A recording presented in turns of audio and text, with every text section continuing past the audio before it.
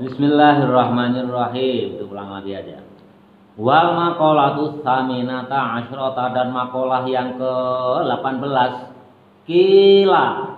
Kila dikatakan kil. Kil. Batu kecil namanya kerikil. Buah mangga kecil namanya pentil. Mantaroka sing sapa wong nimbak ninggal adzunuba ing dosa, roko mongko tipis sapa man qalbuhu ing atine man, payak balu mongko nampa sapa man an nasihata ing nasihat, wayak sya'u lan khusuk sapa man, wayak sya'u lan khusuk laha keduwe man. Wa man taroka wa man lan utawi sapane wong iku taroka kang ninggal sapa man harrama ing barang haram fil mat'umi, di dalam makanan, wal malbusi dan pakaian, wa ghairi hima dan keduanya, wa akalal halala dan makanan yang halal, sofat maka menjadi bening fikratuhu hatinya orang, ala masnu'atillahi ta'ala atas ciptaannya wa ta'ala, ad-dalati ala ihya'illahi ta'ala atas yang menunjukkan atas kehidupan yang telah diberikan Allah Ta'ala al-khalqa terhadap makhluk ba'dal mauti setelah mati. Titik, ini dulu Bapak jelaskan, ini menarik sekali. Kalau kalian mau meninggalkan barang yang haram, ya, tadi yang pertama meninggalkan dosa, yang kedua meninggalkan barang yang haram. Contohnya apa? Makanan. Makanan itu kaitannya dengan apa? Tentu kalau pakaian ya, nggak ada kaitannya dengan hati, dengan pikiran. Tapi kalau makanan itu kaitannya dengan otak kita, dengan akal kita, dengan hati kita. Ya, dengan otak dan hati kita. Kalau kalian mau meninggalkan barang yang haram, maka kalian akan mampu memikirkan ciptaan Allah Ta'ala tentang kehidupan, ya. Kehidupannya apa? Kehidupan ba'dal mauti, kehidupan setelah mati. Kemarin di dalam Aqidatul Awam apa dalilnya itu? Tulijul laila bin nahari wa tulijun nahari fil wa tulijun nahara fil lail wa tukhrijuna minal hayyi minal wa tukhrijuna minal hayyi, bagaimana wa tukhrijul hayya minal mayyiti wa tukhrijul mayyita minal hayyi. Terus wa tarazuqu ma tasya bi ghairi hisab. Makanya harus segera hafal. Itulah kalau makanan yang kita yang kita makan barang-barang yang halal. Ya, kemarin kan Bapak itu nggak sengaja ngapalin itu loh. Hafal aja, Allah ya, kehendak Allah itu begitu. Makanya kalau kalian ya segala sesuatu pikiran kalian itu menjadi jernih, mudah menghafalkan sebagai santri, segala sesuatunya dipermudah, makanlah barang-barang yang halal, pakailah pakaian dari hal-hal yang halal. Nanti ini saya kalian akan mampu berpikir tentang hidup, ya, kehidupan setelah mati. Di mana kehidupan kita itu setelah mati? Kita kan tadinya nggak ada itu berarti mati, lalu dihidupkan, lalu mati lagi. Ya, kembali lagi ya, sebetulnya kita itu tidak ada, tapi diadakan, lantas nanti tidak ada, ya. Itu diulang-ulang terus itu. Makanya ada kaitannya dengan sifat wujud Allah. Ya. Ya. Kita itu sebetulnya tidak ada, tapi diadakan oleh yang maha ada. Yang maha ada itu sudah ada sebelum kata-kata ada itu ada. Yang maha ada itu ada sebelum kata tidak ada itu ada. Adanya ada karena ada yang maha ada. Hakikatnya yang maha ada adalah yang maha ada. Ya, tahu pusing ya kalian ya? Ya itu kemarin udah kita bahas di apa itu? Nah, di tafsir atau di Nasaihul Ubad juga.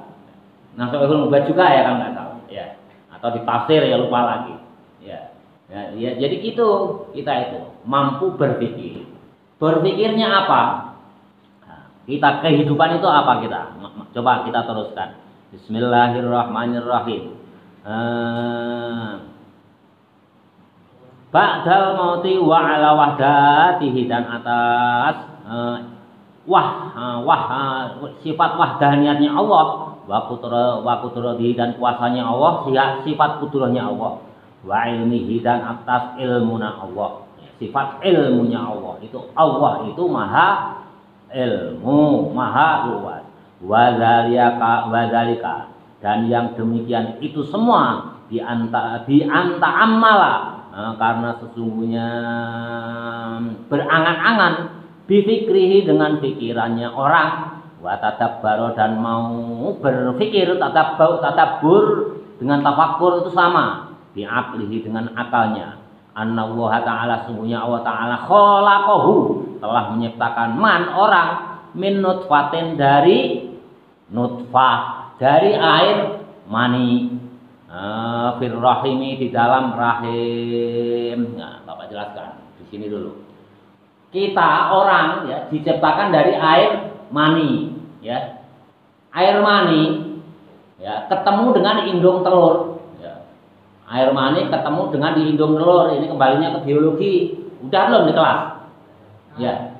Air mani yang keluar satu seret, konon menurut ilmu biologi itu berjumlah 400 juta, ya, 400 juta yang berenang untuk mengejar indung telur perempuan yang ada di rahim.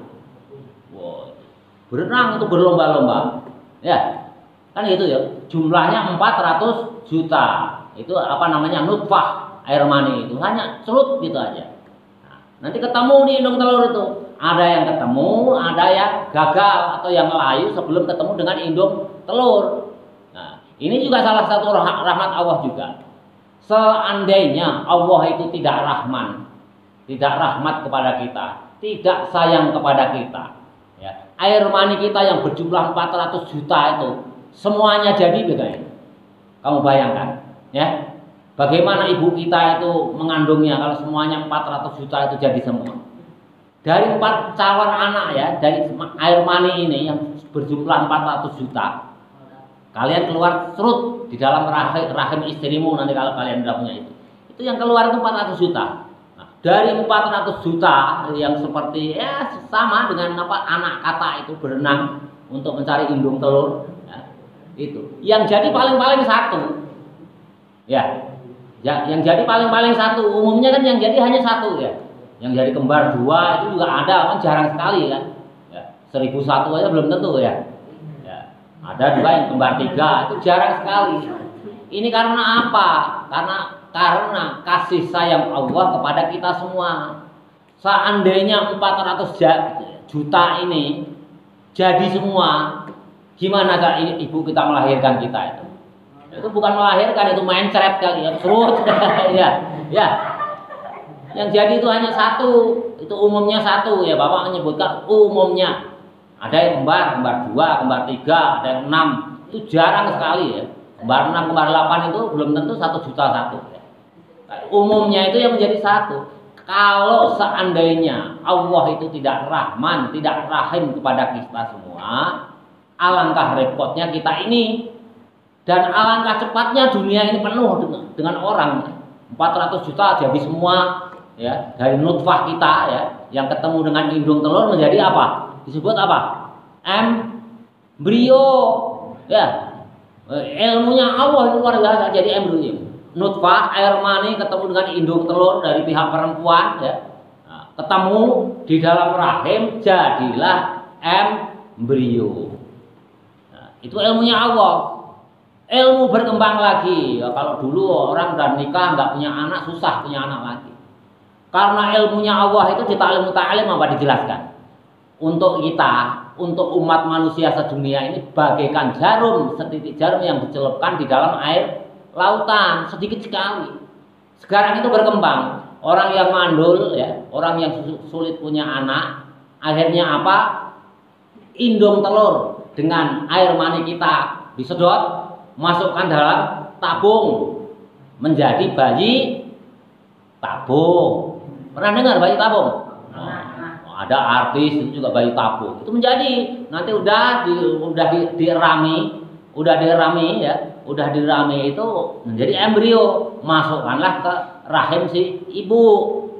Ilmu berkembang lagi. Nah, masih kurang itu pinternya manusia, berkembang lagi sekarang. Ini udah orang tua, orang berpenyakit. Ibunya berpenyakit, bapaknya berpenyakit, tapi pengen punya anak. Dari nutfah perempuannya diambil apa? Indung telurnya diambil, nutfahnya bapaknya diambil, masukkan dalam tabung menjadi bayi tabung. Jadilah embrio. Ibunya repot atau sudah tua ini. Bagaimana caranya supaya jadi anak? Titipkan embrio ini ke rahimnya orang lain. Udah terjadi belum? Sudah. Jadi yang mengerami itu bukan ibunya, pinjam rahimnya orang lain. Nah, hukumnya bagaimana? Ya nanti itu bab lain, ya.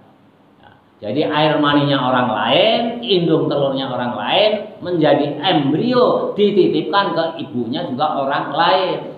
Nanti status nasabnya bagaimana? Ya itu bab lain, ya. Tapi ini udah pinter. Ini karena apa? Ilmunya Allah itu maha besar. Kok bisanya? Inilah keagungan Allah. Makanya kalau kalian mau meninggalkan dosa, mau meninggalkan barang haram, nanti kalian akan diberikan kepandaian oleh Allah dan mau berpikir atas nikmat dan keagungan Allah. Nah, ini yang berikutnya ini luar biasa kaitannya dengan nutfah ini. Nutfah ya, jadi rahim. Nah, nanti embrio yang udah jadi embrio ini nutfah dengan indung telur disedot ya, masukkan ke tabung menjadi embrio. Ini bisa berkembang lagi, ini ilmu yang terakhir yang maha dahsyat ini. Namanya cloning. Kalian pernah dengar nggak? Cloning itu apa? Nah, cloning ya. Cloning itu misalkan namanya Fakihuddin nih. Namanya Fakihuddin. Fakihuddin punya apa namanya sperma ya, sperma bertemu dengan sperma istri, masukkan tabung. Nah, calon anak ini, ya, embrio ini bisa disimpan ratusan tahun. Bisa disimpan ratusan tahun. Wah, ini embrio ini dibelah jadi 5, yang satu aja dimasukkan ke rahim, masukin ke rahim jadi anak. Nah, nanti kalau misalkan fakih ini generasi fakih yang pertama udah mati, itu pelek sama nanti. Wajahnya juga sama, kapasitas berpikirnya sama, itulah namanya cloning. Sama persis, tingginya sama, apa-apanya sama, kemampuan berpikirnya sama. Fakih yang generasi pertama mati, muncullah fakih generasi kedua. Cloning dari mana? Dari embrio. Sedangkan satu embrio itu bisa dikloning bisa 5 bahkan bisa 8 kali.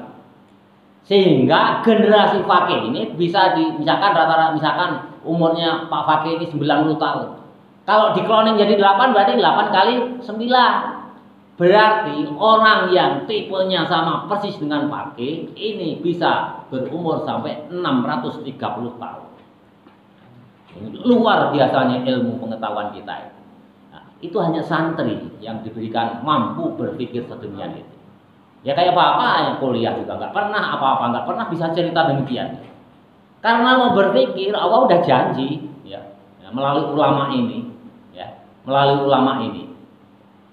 Dalilnya mana itu? Ulama ini pakai dalil yang tadi yang Bapak bacakan tadi di surat apa itu? Ali Imran ayat berapa itu? 26 kalau nggak salah, 25 atau 26. Yulijul laila fin nahari wa yulijun nahari nahara fil laili. Wa tukhrijunal hayya minal mayyiti wa tukhrijul mayyita minal hayyi wa tarayyubu man tasya bi ghairi hisab. Dalilnya itu kan pasti sama. Mau berpikir Quran semuanya.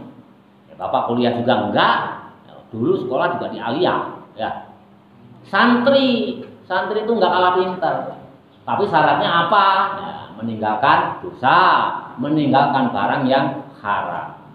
Nah, orang-orang yang mampu cloning Dia nggak bisa berpikir tentang keagungan Allah. Dia berpikir ya sampai botak kepalanya, sampai profesor ya bagaimana sih cloning itu diteliti terus. Tapi dia tidak mampu berpikir tentang keagungan Allah. Ya, dia tetap musyrik, dia tetap kafir. Ya kebetulan kalau orang yang ahlinya itu orang Islam, ya santri, ya. Ada juga. Jelas ya, jadi luar biasa. Padahal air mani itu apa sih? Air yang paling menjijikan, dijual juga nggak laku kalau kena orang yang jijik. Ya. Coba kalau kalian kepeceretan air mani orang lain, misalkan gitu, ceret itu aja pasti, bau, jijik ya. Tapi karena kasih sayangnya Allah Taala, ya menjadi kita semua. Makanya nyanyian Syekhona Imam Dangdut Roma Irama bagaimana? Ya, kita ini dibuat dari air yang hina, ya, saat hina ya. Ya itu dasarnya apa? Ngambil dari dalil-dalil Quran dan hadis. Luar biasa, ini luar biasa ini. Bismillahirrahmanirrahim. Kita teruskan. Min nutfatin, dari air mani firrohimi boleh, firrohmi juga boleh, di dalam rahim ibu. Faja'alaha. Nah, setelah ketemu tadi sesuai Bapak ceritakan tadi ya, seret berenang mencari indung telur, ketemu jadilah satu. Faja'ala, maka menjadikan Allah terhadap alaqatan yang tadi, yang air mani tadi, menjadikan air mani yang telah berenang mencari indung telur di dalam rahim alaqatan alaqah. Alaqah ini pada umumnya orang menafsirkan apa, darah yang menempel di dinding rahim. Itu sebetulnya ya nggak begitu. Nah, secara kedokteran nggak begitu itu. Ya pokoknya alaqah aja, ada alaqah, pokoknya ada darah kental aja di sana. Summa mudghatan. Nah, jadi di dinding rahim ya, tapi untuk memudahkan penerimaan kita, bahasa yang umum itu biasanya disebutkan darah yang menempel di dinding rahim. Tapi sebenarnya mengalaqah aja, nggak menempel itu, entah darah entah apa ya, wallahu alam ya. Gitu. Summa mudghatan, kemudian berubah menjadi daging yang kempal, daging lah yang apa? Yang likat. Daging yang likat itu dari darah yang menggumpal atau jadi daging yang likat. Summa khalaqa, kemudian menciptakan Allah minha, dari daging yang setelah liket tadi, lahman, menjadi daging yang lunak. Nah, prosesnya alaqah ya. Alaqah itu darah yang kental ya, yang kental, kemudian menjadi daging yang liket, kemudian oleh Allah dirubah menjadi daging yang lunak. Nah, itu prosesnya. Ini proses biologi. Proses biologi. Jadi kita nggak usah belajar biologi pun santri tahu kalau baca kitabnya banyak. Karena di kitab-kitab itu banyak sekali. Seperti di sini. Ini siapa yang mengarang ini? Imam Nawawi Al-Bantani, karena syarahnya ini dari Imam Nawawi. Imam Nawawi seumur-umur nggak pernah sekolah ya. Tapi pintar kan? Bisa menceritakan proses ya, terciptanya manusia dari mani ya. Prosesnya itu bagaimana? Karena di kitab-kitab ada ya. Bismillahirrahmanirrahim. Wa adman, kemudian diberikan tulang. Setelah daging yang lunak ya, prosesnya pertama apa? Air mani. Setelah ketemu indung telur menjadi alaqah, kemudian mudghah, kemudian lahman, itu daging yang lunak. Setelah daging yang lunak, wa adman, dan diberi tulang, wa uruqan, dan otot-otot, wa asoba, dan sumsum atau urat-urat. Asoba ini ada yang memaknai sumsum, ada juga yang urat. Tapi yang jumhur itu urat, biasanya urat-urat otot. Nah, siapa itu semuanya? Ya Allah. Kalau santri berpikir kok bisa ya Allah itu. Ya Allah itu kan komandonya banyak. Nyuruh malaikat, laporan itu setiap proses terjadi. Itu laporan ke malaikat, ya Allah, ini udah menggumpal, darah yang menggumpal. Oh, sekarang kamu buat, tingkatkan jadi daging yang likat. Oh, ya, oke, siap ya Allah. Malaikat. Wah, beramai-ramai berubah menjadi daging yang liket. Udah berapa prosesnya, berapa minggu laporan lagi. Ya Allah, ini udah jadi daging yang liket. Terus gimana ini nih? Calon janin ini, wah sekarang jadikan daging yang lunak. Proses lagi. Jadi yang lunak, ya Allah, malaikat laporan lagi. Ya Allah, ini udah jadi ini daging yang lunak. Terus mau diapain ini? Wah, ayo yang kompak itu masukkan tulang-tulangnya ke dalam daging yang lunak. Masukkan otot-ototnya kepada daging yang lunak, ya. Sumsumnya dikasih sumsum biar bisa produksi darah. Nah, sumsum tulang itu fungsinya produksi darah, ya. Nah, kalau kalian nggak punya sumsum kering itu harus dicangkok, operasi cangkok, masukkan itu ke tulang itu sumsum, ya. Masukkan, dikomando oleh Allah itu proses penciptaannya. Malaikat itu disuruh. Wasyaqaq. Kok bisanya Allah itu prosesnya. Ini yang mampu berpikir itu ya bukan hanya orang ahli ilmu biologi atau kedokteran, santri juga mampu untuk berpikir. Bismillahirrahmanirrahim. Kalau daging lunak, tulang juga sudah, otot juga sudah, urat-urat juga sudah, dikomando oleh Allah. Wasyaqaq, dan membedah laha terhadap daging yang lunak tadi, yang udah dimasukin tulang, otot, ya. Nah, itu samaan, dibedahlah pendengaran, wa basaron dan penglihatan, wa a'dhaan dan anggota badan. Setelah itu dibedah, malaikat itu ambil peralatan bedahmu itu. Sekarang kan sudah berbentuk daging lunak, sudah ada otot, sudah ada tulang, sudah ada urat, sudah ada sumsum. Sekarang bedah. Malaikat itu ambil itu alat bedahnya untuk bedah kuping. Siap ya Allah, oke ya Allah. Semuanya bergerak. Nah, dibuatlah kuping, ambil bornya, itu kuping untuk mengebor kuping. Hati-hati, jangan terlalu lebar. Nanti jangan-jangan kupingnya manusia selebar kupingnya gajah. Oh siap ya Allah, oke, sesuai komando ya Allah. Dibedah, summa syaqqa, kemudian dibedah. Hidungnya sudah belum? Oh belum ya Allah. Hidungnya bagaimana? Ambil bor yang kecil, bentuklah hidung, masukkanlah bor yang kecil itu ke dalam itu, dibor daging tadi kan udah masih berupa daging yang dibor. Begitu dibor, bornya masuk, ditarik, ya, ditarik. Ada malaikat itu yang nariknya terlalu kencang, wah, ditarik, nah, jadilah irung yang mancung. Kalau nariknya pelan-pelan, ya itu irungnya pesek, ya macam-macam ya. Nah, itu semuanya itu atas komando Allah Taala, atas kehendak Allah Taala, dengan kudrah dan iradahnya Allah Taala. Ini luar biasa. Coba manusia bisa nggak bikin manusia juga? Pintarnya kayak apapun nggak bisa. Paling-paling boneka memberikan nyawa nggak bisa. Lantas bagaimana kita teruskan? Pendengarannya, penglihatannya. Oh itu anggota badan yang lainnya belum. Gimana? Oh itu Pak malaikat A, B, C yang kompak itu.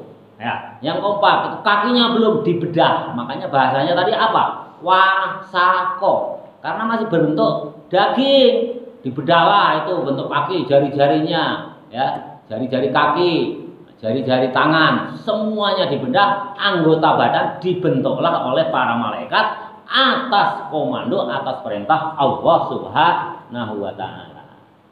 Kalau sudah sempurna terbentuk menjadi janin, menjadi orok, menjadi bayi, kemudian apa? Summa sahala. Nah, kemudian Allah memudahkan. Ya inilah kekuasaan Allah. Al-khuruja jalan keluarnya. Ini gimana ya Allah? Ini janinnya gede sekali. Ada yang 3 kilo, ada yang 4 kilo, ada yang 5 kilo, ada yang 2,6. Sedangkan lubang ibunya hanya kecil sekali ini. Gimana ya Allah? Kan gitu malaikat. Makanya summa sahala, kemudian Allah memudahkan al-khuruja, tempat jalan keluarnya lil janini untuk janin. janin. Ya udah, malaikat perbesar itu jalannya, kan gitu. Buatkan jalan tol yang gede. Kan aslinya jalan ibu itu kan kecil, ya kecil. Nggak mungkin kalau tidak dimudahkan oleh Allah itu janin itu akan bisa keluar. Jalannya kecil, kecil segini nih. Sedangkan kepalamu segede gini, nggak mungkin. Makanya Allah memudahkan untuk tempat jalan keluarnya. Siap ya Allah, saya buat seperti jalan tol supaya besar. Terus bagaimana? Kita teruskan. Lil janini bagi janin min batni ummihi dari perut ibunya. Jelas ya? Keluar dari perut ibunya. Terus bagaimana kalau udah keluar? Nah, ini juga luar biasa. Wa alhamahu dan memberikan ilham Allah terhadap janin. Irtidho asyadhi menyusu ke pentil ibunya. Ya. Coba irtidho wasadhi. Ada titiknya ya? Enggak. Irtidho wasadhi menyusu ke pentil ibunya. Bayi begitu lahir, ya. Bayi begitu lahir kalau nggak nangis, dokternya yang bingung, bidannya yang bingung. Biasanya dipukul-pukul dulu. Ya, Bapak nggak usah jelasin, nanti habisin waktu. Pukul, nangis. Begitu dibersihkan, langsung dikasih ibunya apa? Reaksinya langsung nyusu, ya. Siapa yang mengajarkan? Misalkan kamu udah nikah, memang kamu ngajarin, nah nanti kalau kamu keluar dari perut ibumu yang jalannya udah diperlebar oleh Allah, ya, nah, itu langsung menyusu ke ibumu, ya. Apa ngajarin? Enggak. Apa dokter ngajarin? Enggak. Itu ilham, semuanya itu dari Allah.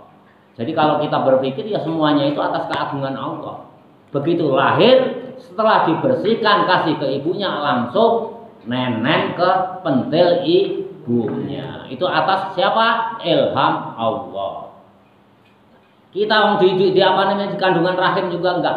Makanya pas membahas rezeki, ya kan nggak salah. Allah memberikan rezeki, makanya kadang-kadang ya orang doa itu ada orang kalau udah yang arif billah yang tingkatan tinggi udah gak mau berdoa. Doa itu hakikatnya nggak ada. Buktinya waktu di kandungan memang bisa berdoa minta rezeki, ya. Minta nafas bisa bernafas. Bisa nggak di kandungan itu bernafas? Enggak. Tapi bisa hidup. Bisa nggak dapat rezeki? Bisa, buktinya hidup, ya. Kalau misalkan asupan nutrisi ibunya nggak bagus, nanti di janinnya juga nggak bagus. Artinya orang yang nggak bisa berdoa, tidak pernah berdoa pun tetap diberikan rezeki oleh Allah. Di alam rahim itu belum ada doa. Yang ada doa itu di alam dunia. Nanti di alam kubur juga nggak ada doa. Nggak ada doa, nggak ada minta dalam kandungan itu, ya Allah nanti siapkan bantal gulingku yang nikmat-nikmat ya Allah, yang bagus-bagus ya Allah kalau aku sudah lahir. Nggak ada. Tapi semuanya itu langsung begitu lahir ya diberikan rezeki. Makanya kalau orang makrifat billah yang tingkatannya udah tinggi itu tidak mau berdoa, ya. Doa itu hakikatnya dalam Islam itu hanya untuk akhlak. Ada ayat Al-Quran. Gimana ayatnya? Ud'uni astajib lakum, berdoalah kalian semua ya kepadaku, pasti aku akan memberi kamu sekalian. Ini sama seperti contoh kalau upacara. Analoginya orang upacara, presiden itu kalau upacara 17 Agustus, komandannya laporannya bagaimana? Lapor. Nah, barisan telah rapi, telah disiapkan, upacara segera dimulai. Apa jawab presiden? Laksanakan, siap laksanakan. Nanti dijawab itu ya. Padahal presiden itu di atas sudah tahu barisannya rapi, ya. Ya, udah tahu belum kalau presidennya itu barisannya udah rapi? Nggak usah laporan, kan udah tahu presiden kan di atas posisinya, tahu semua, oh udah disiapkan, udah rapi.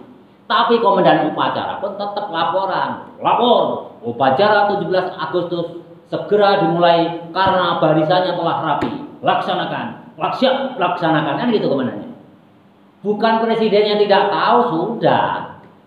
Tapi ini laporan. Coba kalau komandan upacara yang pangkatnya kolonel itu nggak laporan, dia bisa nggak naik pangkat atau dipecat. Ya, ini karena apa? Untuk akhlak kan ya. Ya, akhlaknya, tata keramanya, ya ini laporan ada presiden. Ya, presiden berdiri di atas nggak usah dilaporin juga, udah tahu kalau barisannya rapi, semuanya udah rapi. Ya. Ngapain komandannya laporan juga? Ini tata krama. Seandainya nggak dilaporkan, komandan upacaranya nggak laporan, itu bisa dipecat bahkan. Kalau hanya nggak dinaikkan pangkat menjadi jenderal nggak apa-apa, tapi bisa-bisa dipecat. Karena apa? Karena membangkang perintah daripada Panglima tertinggi Indonesia. Panglima tertinggi siapa? Presiden, ya. Panglima tertinggi. Jelas ya. Jadi doa itu hakikatnya itu hanya tata krama. Ya, kita itu hamba manusia, ya tata keramanya minta kepada Allah sesuai perintahnya. Tapi hakikatnya ya, makanya kalau orang arif billah ya, makrifat billah yang tinggi itu nggak mau berdoa dia. Tapi ya tata keramanya aja gitu. Tata krama kayak analoginya kalau komandan upacara laporan kepada presiden. Pada presiden udah tahu kalau barisannya rapi siap mengikuti upacara. Tapi komandannya tetap laporan untuk acara bisa segera dilaksanakan. Bismillahirrahmanirrahim. Semangat sekali ini, menarik sekali. Bismillahirrahmanirrahim. Jadi apa namanya? Kenapa sih? Ya, sekarang Bapak tanya, ada pertanyaan tatara kucing apa namanya? Kucing-kucing ada apa? Tata rucingan. Kenapa? Bayi itu begitu mimik di pentil ibunya diem. Karena enak. Nikmat. Kalau ada yang bisa jawab, Bapak kasih hadiah 100.000. Kenapa? Ayo. Karena haus. Ayo, kenapa? Kenapa orang itu nangis kayak apapun ya, terutama yang baru lahir. Begitu ketemu pentil ibunya nyusul langsung diam. Darah. Ayo, takluk. Salah semua, pasti nggak ada yang bisa jawab. Karena tidak punya gigi. Coba aja buktinya apa? Coba aja kan orang tua yang jaga punya gigi kalau ketemu pentil itu pasti diem. Ya. Misalkan ada orang tua kakek kamu ada perawan lewat kasih ini pentil ya, pasti diem dia. Ya itu. Jawabannya karena nggak punya gigi. Bukti konkretnya orang tua segala apapun, orang tua yang nggak punya gigi kalau ketemu pentil dikasih pentil pasti langsung ya. Itu mah humor aja, humornya guru ya kayak gitu itu kan. Bismillahirrahmanirrahim, ini humor. Bismillahirrahmanirrahim. Setelah itu apa? Lahir ya. Wah. Ya Allah, gimana? Ini bayi udah lahir, udah mentil ke ibunya, nyusu ke ibunya. Ini jalannya gimana kok masih longgar? Ini bapaknya nanti bingung. Kan begitu lahir kan jalannya longgar nih. Nah, malaikat laporan. Allah memerintahkan, tutup aja, udah biarin aja. Wow, gimana? Nanti kalau bapaknya pakai jalan itu kok longgar gitu, kaget dia. Biasanya jalannya kan sempit. Nah, perintah, yaudah kalau itu tutup lagi, persempit lagi seperti semula, kata malaikat bekerja. Ya, jelas ya. Itu atas perintah Allah. Kalau nggak perintah Allah, tadinya sempit tuh untuk lahir kepalamu gede. Nanti kalau nggak dipersempit lagi, bapakmu protes itu. Ya Allah, ini bagaimana kok kayak bukan jalan lagi, ini menjadi goa. Ya, menjadi goa itu bagaimana? Yang tadinya sempit kok jadi goa, jadi nggak enak, ini gimana? Hebatnya Allah, ya hebatnya Allah. Ini pasti ada yang merubah itu. Tadinya sempit, kalian mau lewat oleh Allah, nah, ya malaikat itu perlebar itu permudah, janin mau keluar, siap-siap perlebar, buka, pembukaan 1, pembukaan 2, pembukaan 3, lebar, mudah, brojol. Wah, setelah diperlebar, komando lagi Allah kepada malaikat, wah, persempit lagi itu jalannya. Kalau nggak dipersempit nanti bapaknya yang protes kepada aku. Dulu enak, kenapa sekarang jadi goa nggak ada rasanya? Persempit lagi, jadi sempit lagi. Pernah kalian berpikir gitu? Enggak, yang berpikir itu hanya santri yang bisa ngaji. Bismillahirrahmanirrahim. Menarik sekali ini. Satu makalah itu panjangnya. Bulughul Maram nggak kebagian nggak apa-apa ya. Wa ja'alahu, dan kemudian menjadikan Allahu kepada janin di awalil amri, di awal perkaranya, di awal urusannya, bila asnanin, dengan tanpa gigi. Loh, lahir tanpa gigi berapa bulan itu? Lama, ya, berapa bulan ya nanti kamu tanya calon bapak harus tahu ya. Kalau bapak jelasin nanti panjang lagi. Itu tanpa gigi ya. Pertama kali perkaranya itu tanpa gigi lahir. Bismillahirrahmanirrahim. Bila asnanin, dengan tanpa banyak gigi. Summa ambata, kemudian tumbuh kepada kepada janin al asnana, banyak gigi. Kamu bayangkan coba. Awal itu menanam gigi satu malaikat. Itu belum waktunya tumbuh gigi. Jangan kamu kasih gigi dulu. Begitu waktunya itu kasih gigi itu satu dulu, kayak gigi kelinci di tengah. Coba seandainya ini gigi itu kulakan ya. Yang masang kita kulakannya kemana? Bermiliar-miliar gigi ya. Ya, banyak sekali. Tanam oleh Allah satu malaikat, tanam sesuai umurnya satu sampai banyak, penuh semuanya ya. Summa askoto, tadinya nggak bergigi ditumbuhkan gigi. Summa askotoha, kemudian tanggallah, jatuhlah gigi. Summa askotoha, kemudian jatuhlah, tanggallah gigi. Wa azaluha, dan hilanglah gigi. Nah, kalau tadi tumbuh satu semuanya penuh ya, penuh gigi, tapi satu persatu nanti tanggal juga. Nah, makanya anak kecil itu satu persatu setelah tumbuh sempurna satu mulai tanggal. Bapak, ini gigiku kok kenapa ini sakit? Nah, ini sakit. Nah, orang dulu biasanya sakit nak, dicoba mana bapak periksa, coba mama periksa, oh ternyata gigimu mulai tanggal. Pertanda sudah poel. Kalau binatang kan poel ya. Nah, berarti umur 1 tahun kalau binatang ya. Kalau manusia juga umur berapa itu? Nah, kurang lebih juga 1 tahun 2 tahun, hampir sama dengan binatang. Kurang lebih juga 1,5 tahun 2 tahun mulai tanggal satu persatu. Tanggal 1. Nah, orang dulu ambil benang, nah coba nanti bapak cabut, klik. Nah, kalau yang tanggal di bawah dibuang ke atas genteng. Kalau yang tanggalnya di atas ditanam di tanah. Kalau orang tua dulu kan gitu ya. Nah, itu dijelaskan satu persatu oleh Imam Nawawi, luar biasa, urut sekali. Bismillahirrahmanirrahim. Wa azallaha, dan hilanglah gigi inda sab'i sinina, sampai umur 7 tahun. Sampai umur 7 tahun itu nanti tanggal semua ganti yang baru. Summa adaha, kemudian mengembalikan marrotan, sekali lagi. Umur 7 tahun tanggal, nanti mulai dikembalikan lagi sempurna lagi. Hanya 1 kali balikan. Kalau udah tua, kalau udah tanggal, udah coplok, nggak akan kembali lagi. Makanya kalau udah orang tua nanti giginya habis semuanya, seperti bayi ya, seperti bayi. Maka tumbuhlah orang tukang gigi. Gigi itu dari tukang gigi itu dari apa itu? Dari kalsium apa itu? Bahannya apa nggak tahu bapak juga. Dari sejenis kapur ya, kalsium atau apa? Ada yang dari gigi tembaga, ada yang emas ya, yang orang kaya, ada yang platina yang umum. Tapi akhir-akhir ini ada pendapat ahli kedokteran. bahwasanya tulang rawan babi itu sangat cocok dan terbaik untuk gigi manusia.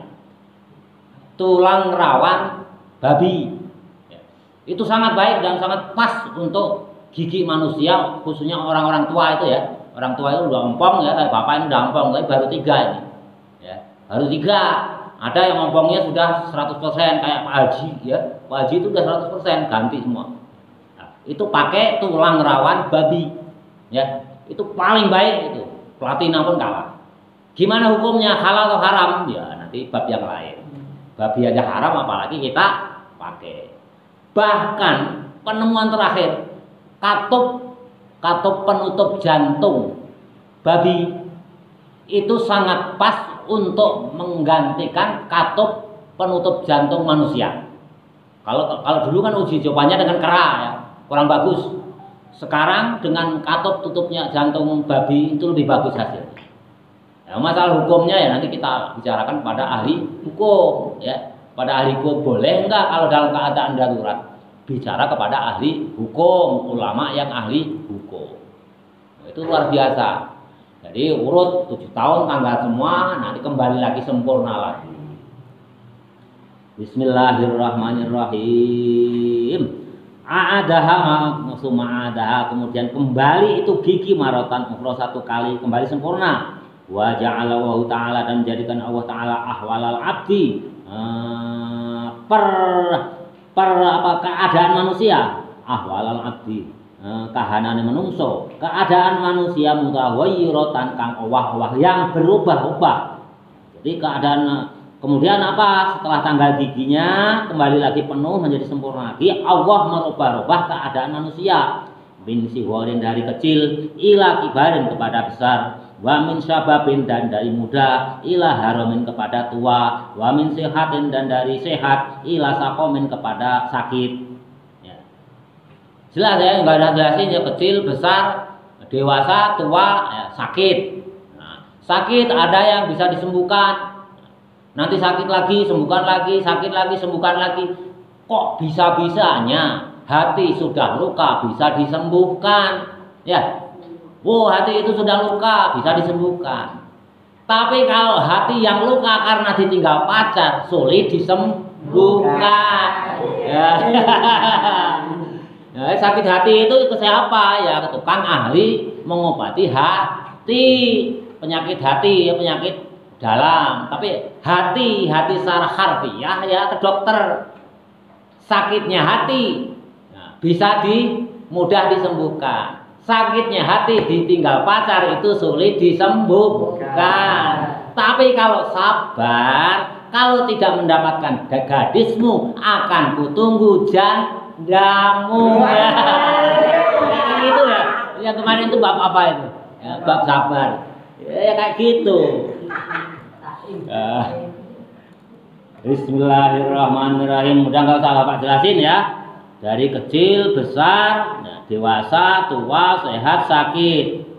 Wa ja'alal abda dan menjadikan hambanya, Allah menjadikan hambanya kula yaumin tiap-tiap hari yanamu dapat tidur. Allah ya, kalau nggak santri ya nggak bisa kayak gitu. Tiap hari. Kalian bisa bayangkan nggak kok ngantuk itu tiba-tiba datang. Pas waktunya mau ngaji itu datangnya ngantuk itu. Aduh. Akhirnya apa? Ilmu juga nggak dapat. Nah, dapatnya apa? Ngantuk. Tiap hari ada rasa ngantuk datang. Itu dari siapa? Dari Allah. Nah, kalau nggak bisa tidur pun ya, orang yang punya penyakit insomnia itu sangat sulit sekali. Beberapa tahun yang lalu, kurang lebih 1 tahun yang lalu ya, ada orang Garut itu datang ke Bapak. Wallahi terjadi. Itu sudah 3 minggu itu tidak bisa tidur 1 detik pun. Tidak bisa tidur itu orang Garut, orangnya masih hidup itu. Bapak nggak mengada-ada itu. Nah, nanti keponakannya itu mau pesantren di sini, Itu 3 minggu itu nggak bisa tidur itu. Padahal ya Bapak udah baca sholawat ini aja, baca semalam.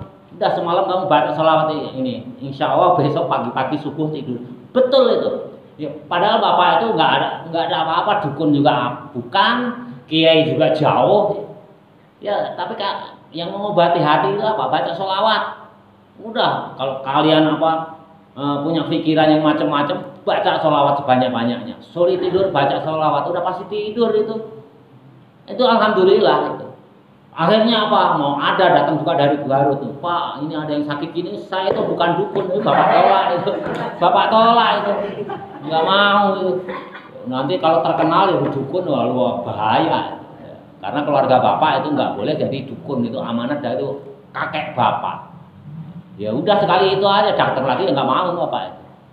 Takutnya dijabah oleh Allah ya kan kita nggak tahu ya. Padahal bapak itu hanya istilahnya lelemparan batu lah, susuganan gitu. Ya tapi ya susuganannya baca sholawat ya luar biasa ya. Akhirnya subuh itu nanti banyak pesan bapak gini, kalau nanti dia tidak sholat duhur jangan dulu dibangunin, biarin aja nanti dikodok. Bayangkan udah 3 minggu nggak tidur ya. Nanti kalau tidur udah nggak usah dibangunin waktunya sholat, biarin aja nanti dikodok. Kalau nggak bayar fidyah. Ada orang Garut itu, ini terjadi itu, sehat pulang aja. Bawa lagi temennya, tetangganya, bapak tolak itu langsung. Nggak bapak tanya. Jadi ini kula yaumin yanam wastai kalbo, dan kamu bisa bangun. Coba kamu bayangkan tuh, kalau Allah nggak mentakdirkan kamu bisa bangun, tiba-tiba langsung mati. Banyak nggak? Banyak tidur langsung mati, bisa bangun. Walaupun kamu niat ya di rumah itu kadang-kadang bapak niat bangun jam 2 setel alarm HP. Nah, kalau Allah menghendaki nggak bangun tetap aja sakit. Bunyi matiin lagi. Karena apa? Kita udah pede, terlalu percaya diri menggantungkan kepada HP. Padahal yang punya kita itu siapa? Allah. Ya udah. Makanya bapak sekarang udah HP itu jauh sana ya udah. Alarm malah nggak dengar, itu tutup di ruangan tengah. Ya biarin aja yang membangunkan Allah. Karena ya hakikatnya yang membangunkan kita, menidurkan kita itu Allah. Itu hakikatnya. Ngaji juga itu juga hakikatnya Allah yang bikin tidur. Ya biarin aja. Bismillahirrahmanirrahim. Wastaiqadha, dan membangunkan dari tidur. Wa kadzalika, yang demikian itu semuanya syu'urahu, rambutnya janin.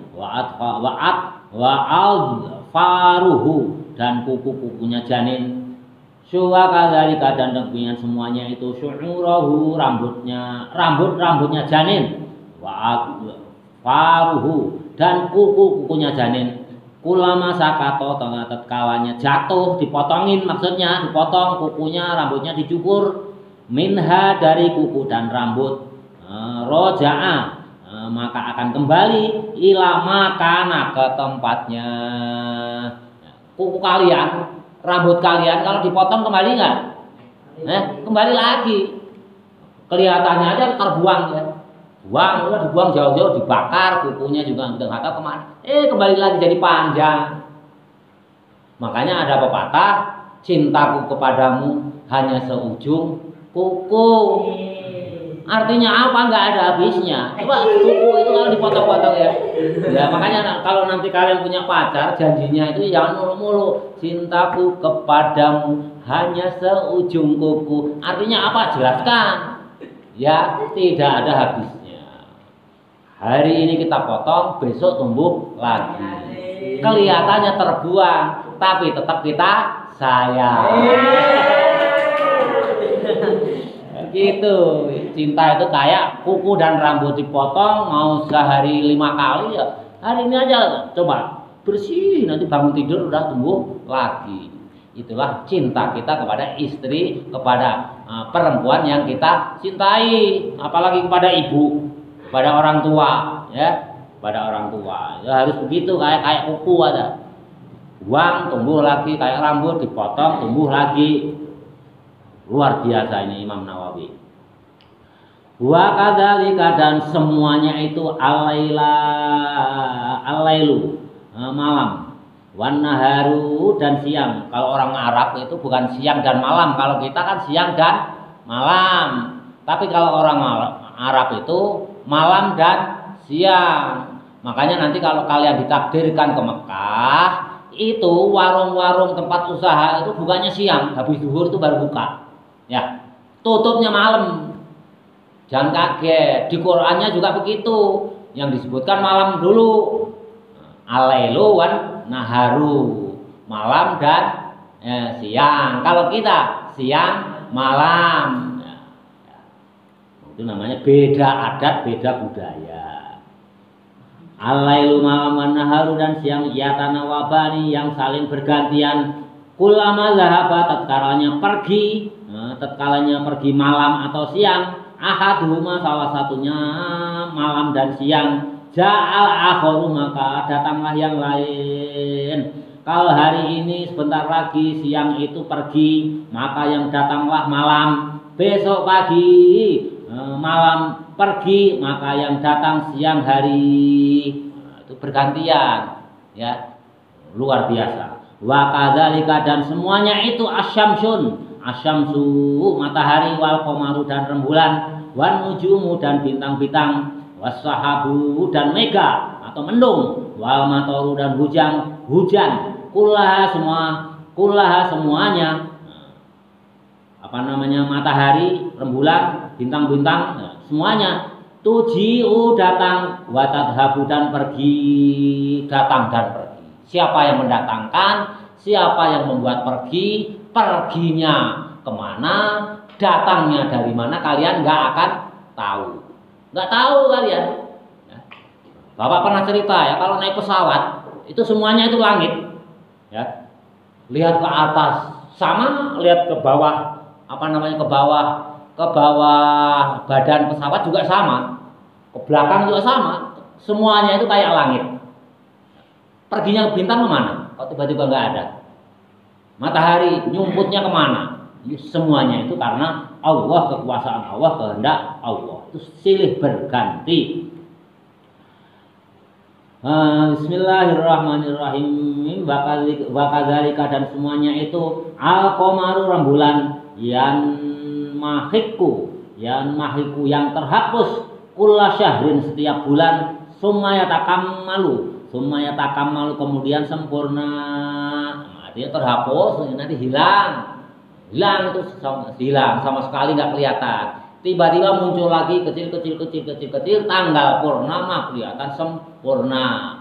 Nanti kecil hilang semuanya, nggak kelihatan. Kalau malam itu kadang-kadang kelihatannya di siang hari, ya itu bulan, itu bergantian itu. Summa yan mahiku kemudian terhapus, sempurna terhapus lagi. Nggak usah Bapak jelasin ya. Jadi, bulan itu kan kalau tanggal muda kecil sampai menjelang tanggal 15 itu tambah gede, purnama sempurna kelihatan besar. Tanggal 16 mulai mengecil,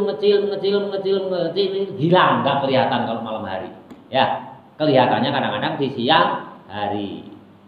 Makanya kenapa kadang-kadang di negara Arab Saudi dengan di Indonesia lebarannya itu duluan di Arab. Padahal kita kan di timur. Arab itu kan di arah barat. Ya. Karena kan di sana bulan itu nanti jatuhnya di sana kan kita pakai komar. Makanya yang lebih dulu melihat bulan itu orang yang sebelah barat. Orang yang sebelah timur lebih lambat. Karena apa, naik tambah sana nanti menghilangnya di arah barat. Itu jelas ya, itu logikanya, enggak usah Bapak jelasin nanti panjang. Bismillahirrahmanirrahim. Sumayan mahiku kemudian terhapus wakadzalika dan demikian itu. Akusufu dan gerhana, lisamsi gerhana matahari, wal qamari dan gerhana rembulan, haitsu yadhabu kemanapun perginya. Kemana sih perginya itu? Gerhana itu bagaimana sih?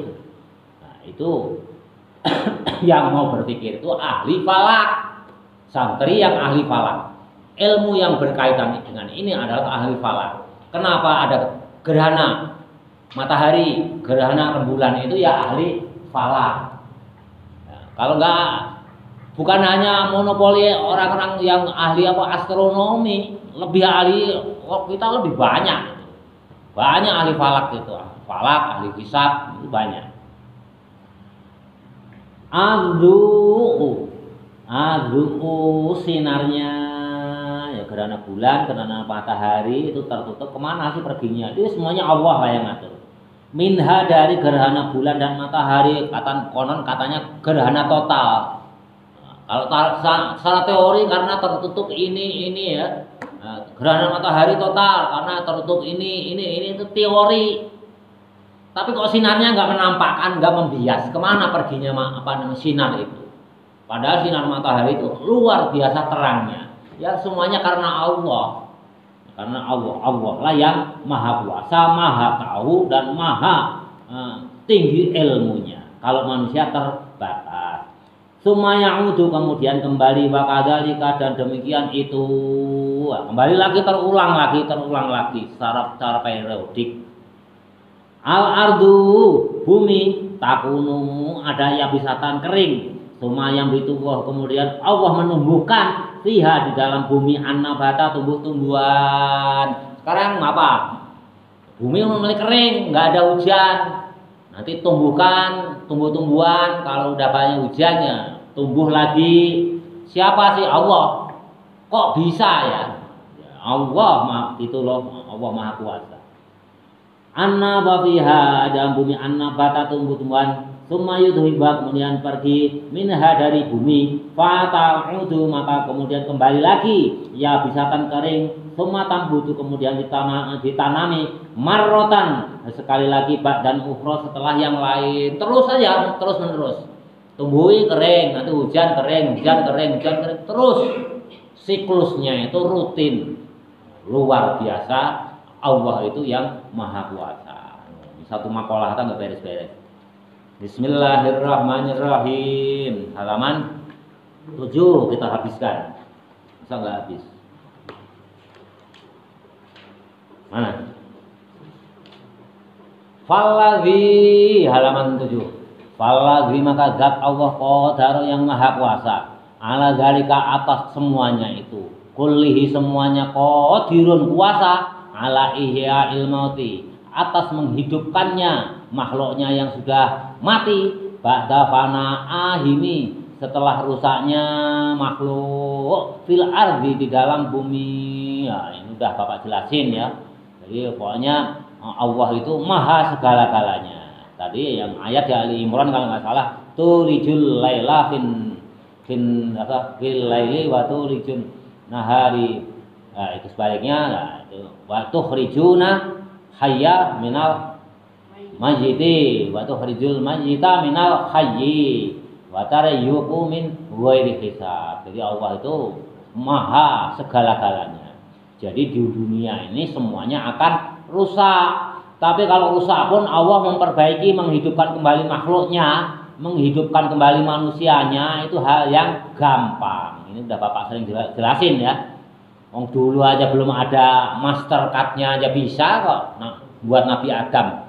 Apalagi sudah ada, ya sudah ada di mana ya di makam dikubur.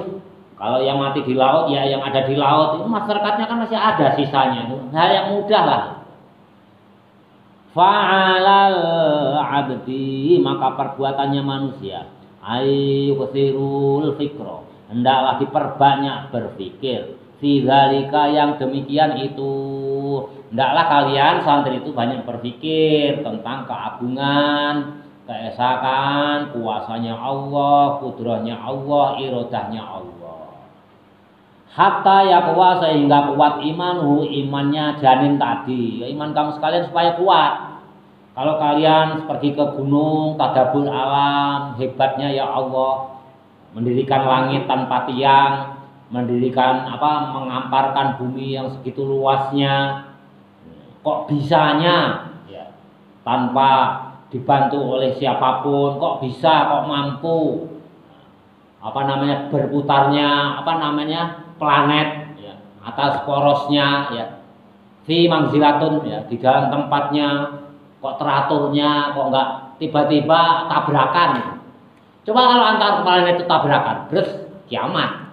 Ya, kalian sering berpikir atas makhluknya Allah, zatnya Allah, ya, makhluknya Allah, ya. Jangan berpikir zatnya Allah, agar iman kalian menjadi kuat, menjadi hatta yakwa imanuhu, sehingga kuat imanmu bil ba'ti, dengan dibangkitkan, ba'dal mauti, setelah kematianmu. Nanti kalian sudah mati dibangkitkan.